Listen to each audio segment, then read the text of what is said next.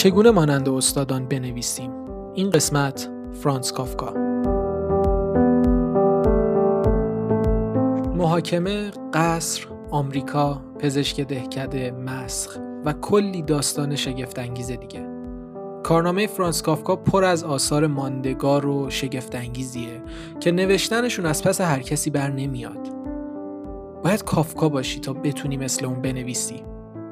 اما خب میشه با الهام گرفتن از ویژگی‌های نوشتاری کافکا و سبک اون داستان‌هامون رو غنی‌تر کنیم. سبک کافکا سبکیه که دهه‌هاست منتقدها و دانشجوهای ادبی رو شیفته خودش کرده. اما کافکا چطوری می‌نویسه و از چه عناصر و ویژگی‌های استفاده می‌کنه تا چنین داستان‌هایی خلق کنه؟ با ما همراه باشین تا به این سوالات داخل این قسمت رادیو کتابراه پاسخ بدیم.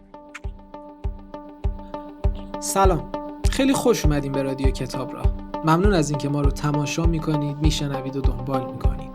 توی هر قسمت از رادیو کتابراه ما درباره یک کتاب یا موضوعات مرتبط با کتاب و ادبیات و فرهنگ صحبت می‌کنیم. سوژه این قسمت رادیو کتابراه فرانتس کافکا.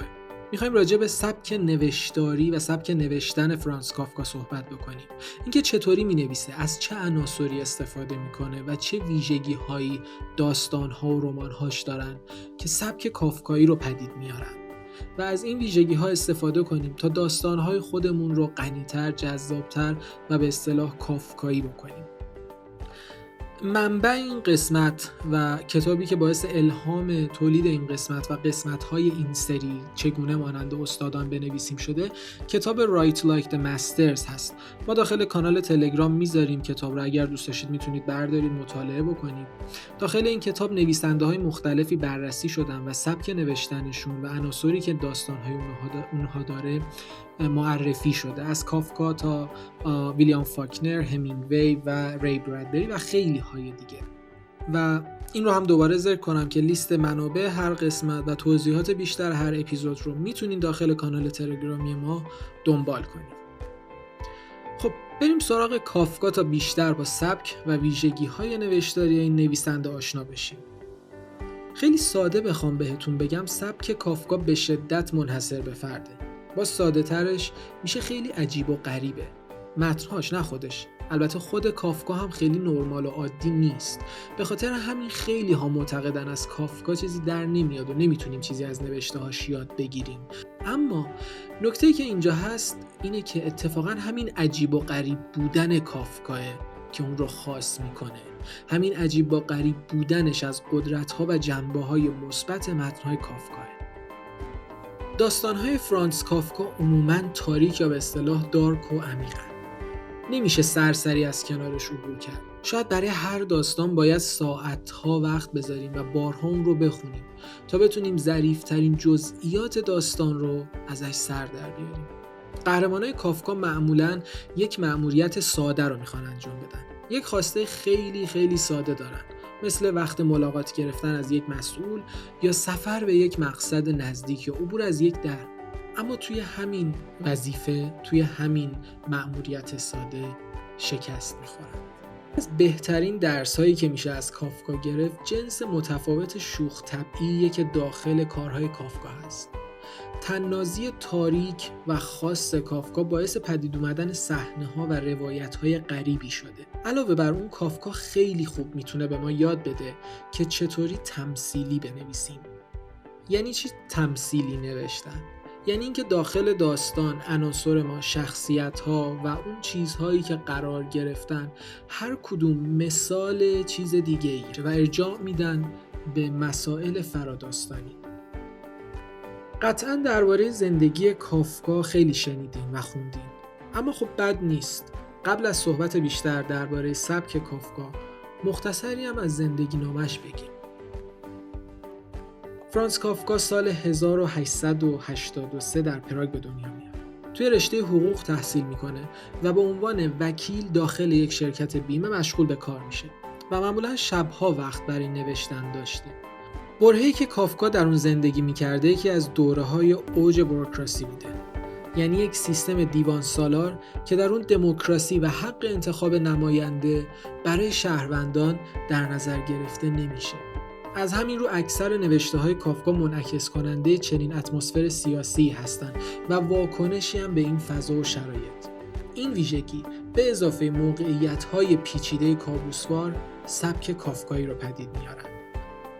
نویسنده‌های بزرگ زیادی بعد از کافکا از سبک اون الهام گرفتن یا به شکلی ازش استفاده کردن.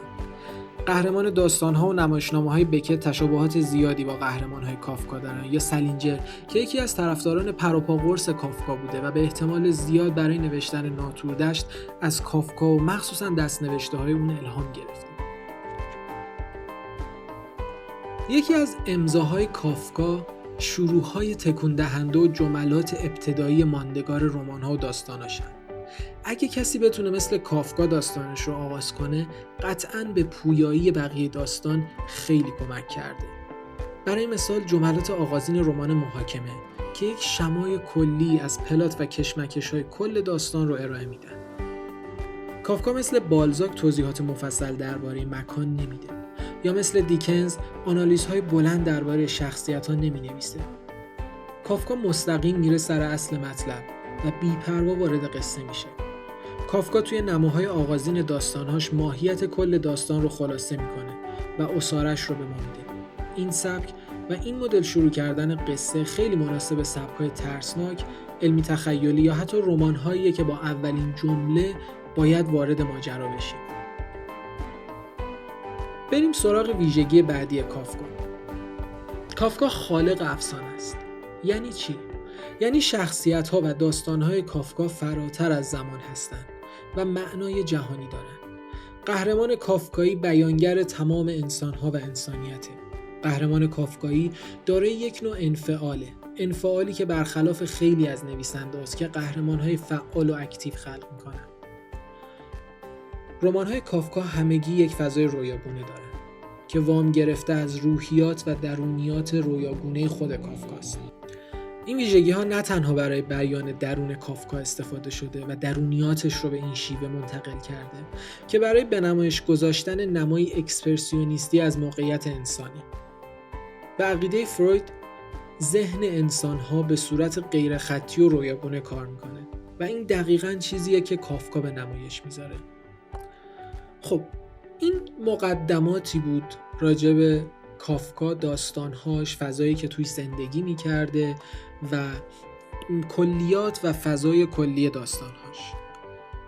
با این مطالبی که گفته شد و یک کم تونستیم سبک کافکا رو بهتر بشناسیم، حالا چطوری مثل کافکا بنویسیم؟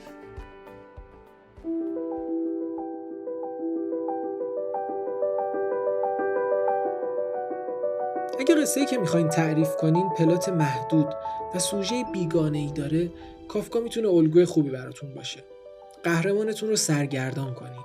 قهرمان باید با یک مسئله بظاهر ساده اما خیلی خیلی پیچیده مواجه بشه و متحیر از موقعیتی باشه که در اون قرار گرفته. قهرمان کافکا پاسخی برای پرسش‌هاش نداره و در موقعیت تازه‌ای قرار گرفته. فلانری اوکانر یکی از نویسندهایی که معمولاً قهرمان‌هاش رو به این شکل خلق میکنه. اونها رو در جهانی قرار میده که با اون بیگانه هستن و نمیتونن خودشون رو داخل این جهان تطبیق بدن. 1984 اورول هم تا حدی به این شکله و قهرمان این رمان هم توی چنین موقعیتی گرفتار شده. رویکرد اورولی و کافکایی به قهرمان و قصه تقریباً مشابهت‌هایی دارن و هر دو قهرمان‌هایی رو خلق می‌کنن که در مقابل جهان و جامعه‌ای قرار می‌گیرن که در اون مجبورن زندگی کنن. اما در نمونه اورولی زبان در راستای اهداف قدرت مسموم و پیچیده میشه. جهان زیر فشار این قدرت کابوسوار و خشونت‌آمیز له میشه. مثل 1984 که اشاره کردیم. اما سبک کافکایی بیشتر با رویارویی فرد با بوروکراسی شهریه. قهرمان و شهری بیچهره با کمترین جزئیات. توی رمان محاکمه که یکی از بهترین نمونه‌های پلات سفر و بازگشته، قهرمان وارد یک جهان پیچیده میشه که در اون بیگانه است و موقعیت‌های غریبی پدید میاره. یه جورایی مثل آلیس در سرزمین عجایب. عجیب و غریب بودن جهان و خطرهایی که قهرمان رو تهدید میکنن باعث غنی شدن پلات میشن. اگه قهرمان موفق از این جهان بیرون بیاد، با نسخه به اصطلاح روشن این پلات مواجهیم و اگه قهرمان بمیره یا شکست بخوره، نسخه تاریک این مدل پلات رو داریم. نکته بعدی درباره سبک نویسندگی کافکا ساختار روانشناسانش. کافکا روی روایت خطی کمتر تمرکز میکنه و بیشتر روی وقایع روانی تمرکز داره. مثل رمان قصر که یک کابوس اضطرابگونه است. اگه قهرمانی که دارین خلق میکنین قراره وارد یک دنیا یا فضای بیگانه بشه، میتونین از تکنیک‌های کافکا استفاده کنین و اون رو در مواجهه با نیروهای غیرقابل کنترل اون جهان قرار بدین و اضطراب بیشتری برای خواننده و قهرمانتون خلق کنین. اما یکی از نقاط ضعف کافکا در مقام نویسنده ایجاد نکردن بک استوری یا بک‌گراند کامل برای شخصیتاشه. قهرمان کافکا به جای اینکه یک فرد خاص باشه با توصیفات رئالیستی که توی رمان‌های قرن 19 هم کم نداریم، میتونه هر کسی باشه در هر نقطه جهان و هر نقطه تاریخ، که خب البته همین نقطه ضعف داخل قصه یک بعد جهان شمولی به قصه های کافکا میده و به عقیده بعضیا این نقطه ضعف در واقع ویژگی خاص و مثبت نوشته های کافکاست. یکی دیگه از نقاط ضعف کافکا عدم توانایی خلق روابط رمانتیک داخل داستانه. مثل کارهای دی.اچ. لارنس و جورج الیوت ما تقریباً هیچ زوج ماندگاری نداریم. حتی توی کارهای روانشناسانه داستایوفسکی هم حداقل یک زوج به یاد موندنی مثل راسکولنیکوف و سونیا داریم، یا توی کارهای اجتماعی دیکنز پیپ و استلا رو داخل رمان آرزوهای بزرگ داریم. این ضعف کافکا به روابط عاشقانه بسنده نمی‌کنه. در واقع قهرمانای کافکا هیچ گونه ارتباطی با بقیه ندارن.